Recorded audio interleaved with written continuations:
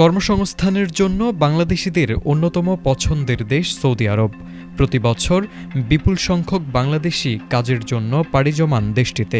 তবে অবৈধ অভিবাসীদের বিরুদ্ধে সৌদি আরব জুড়ে কঠোর অভিযান শুরু হওয়ায় আতঙ্কে রয়েছেন প্রবাসীরা। গত এক সপ্তাহে 14,000-এর বেশি অভিবাসী গ্রেপ্তার করেছে সৌদি পুলিশ।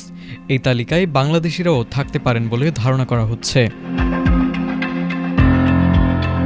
সৌদি স্বরাষ্ট্র মন্ত্রণালয় জানিয়েছে, 13 থেকে 19 আগস্ট পর্যন্ত চালানো অভিযানে 14,260 জন অবৈধ অভিবাসীকে গ্রেফতার করা হয়েছে। তাদের মধ্যে আবাসন আইন লঙ্ঘনের অভিযোগে 6,900 জন, সীমান্ত নিরাপত্তা আইন ভাঙায় 3,982 জন এবং শ্রম আইন লঙ্ঘনের অভিযোগে 3,318 জন রয়েছেন।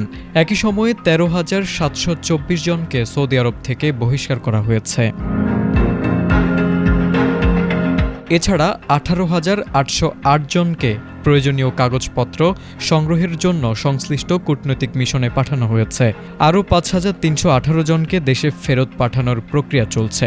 বর্তমানে মোট 31,922 জন অভিবাসীর বিরুদ্ধে আইনি ব্যবস্থা নেওয়ার প্রক্রিয়া চলছে।